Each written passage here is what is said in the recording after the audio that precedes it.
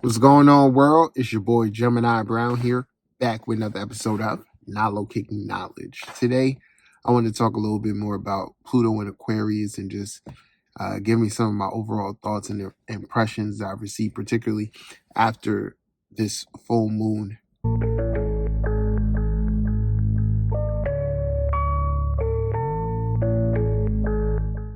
What I did, particularly for myself, being that this full moon occurred in my 12th house.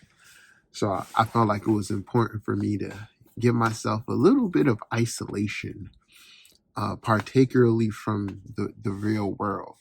So just for a simple 24 hours, I went ghost. I do this ever so often. You know, this had significance because it was the full moon. But it's so refreshing. It's so refreshing to do. And I really offer this to any of you that you try it. Mind you, I live in the city, so it's a busy life.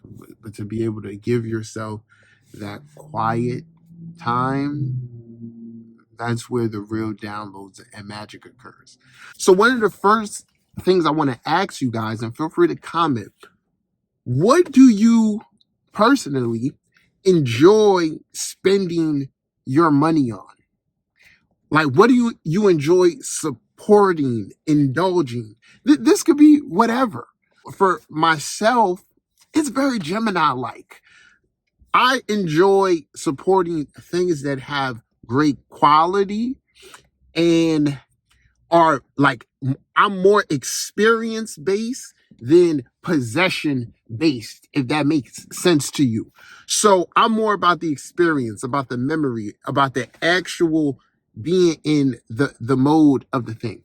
The reason I bring this up is that I believe that one of the pitfalls of Pluto in Aquarius is going to be loss of quality, but this is also going to lead into kind of like loss of integrity.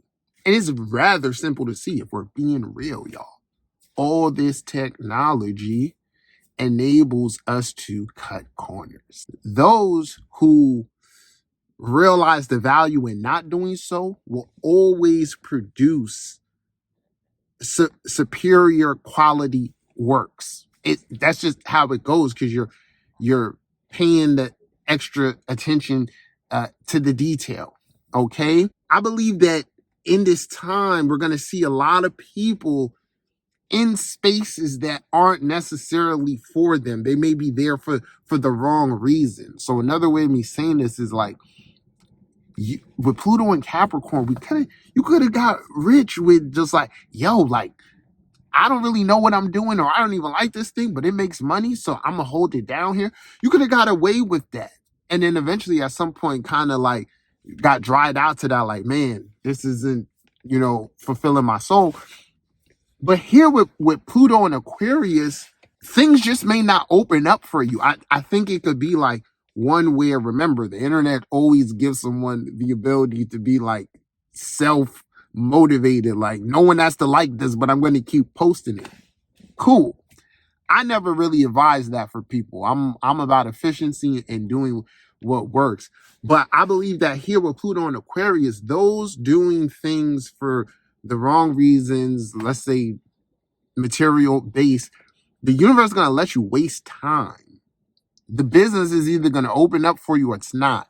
Gotta say this key thing with Pluto and Capricorn, there was an element of the waiting game, or for some it came quick, for others it came longer. But Pluto and Aquarius can yield the results at any time as long as you're in the correct alignment or formation, and that just entails different things.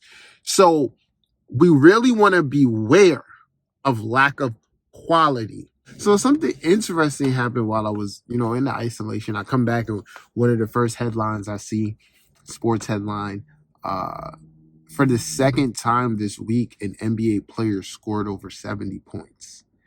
And I'm just being real with you, I'm not impressed by the 70 points. And has nothing to do with the player. These players in the NBA right now are very skilled, for the last 15 years, they've really taken time to perfect and condition and discipline themselves to have these skills. So I'm not surprised for them to have the success. The I guess I would say the problem that I have, and it's rather annoying, is that at that level, at the profession, if the NBA is supposed to be the top league in the world, that occurrence, a rare occurrence, shouldn't be able to occur so frequently. So here's another part of this paradox of Neptune and Pisces. It was even crazier while Pluto was still in Capricorn, but it's still here. Neptune and Pisces, a motherfucker. So there is a paradox of like quantity versus quality. Check it out. So you might think you could choose to perceive that, oh, 2 players scored 70 points this week in the NBA. These players are at the peak of their powers. Cool. Or you can look at it that the NBA is decreasing significantly. Why? Because they're not playing defense. Okay? And I just want to get this rant off because I play basketball and I understand the game well. There's no, right now, the only difference between the NBA and a pickup game at your local gym is the size of the players, the court, whether you're going full court or half court, and the speed of the game. If you have a decent basketball IQ, you can be effective in the NBA, which reveals the truth. You won't get the real quality of something basing it on the looks. There's real detail that you have to put into, or observation, all Virgo, that you have to put into things to truly assess or understand their true value.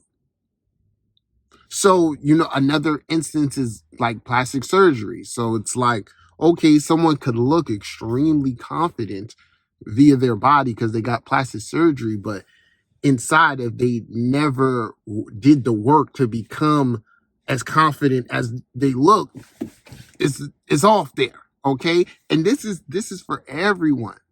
So I just wanted to highlight that we want to, as we continue to go into Pluto in Aquarius, assess the value of things at a deeper level, as well as like our relationship to them. So I'll say this, with the NBA, I came to this understanding a while ago, and this is great. You guys just saw me come from a football game. Those are two different atmospheres. One might want to just, it's all sports the same. No, for me, going to a live football game has so much more quality than going to a basketball game in this current generation. So I say that to say this. I came to this realization years ago that, I don't care to support the NBA at a financial level, because I feel like the product isn't that quality. And I feel that way in general with a lot of things. How it's going to play out is just that whoever isn't lining up with certain core values, that you first have to honor the values in your life.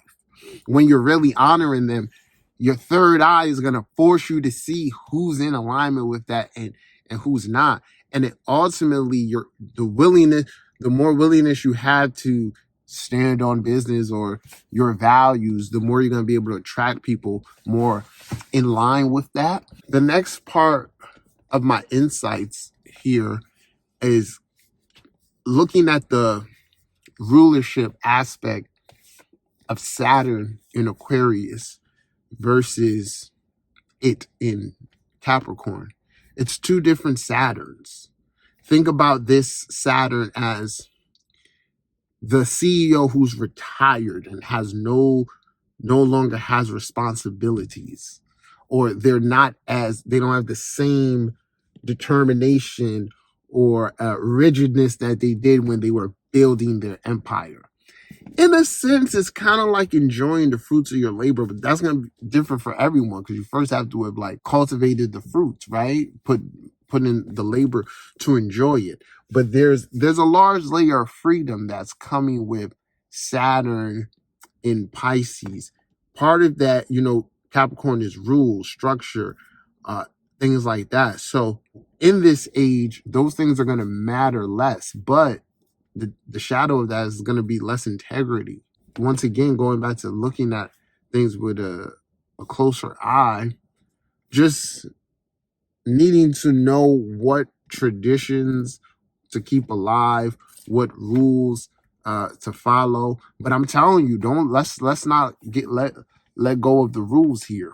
One of the first places that I think we really should come together, extract some unity, and get this shit operating correctly is, not even nothing crazy, is within the realm of entertainment. Let's just say streaming exactly.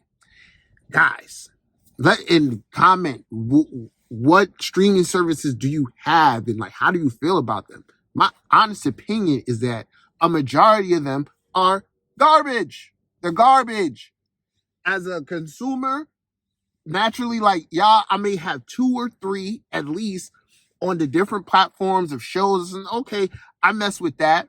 And really, there are certain shows I'm only supporting that in season.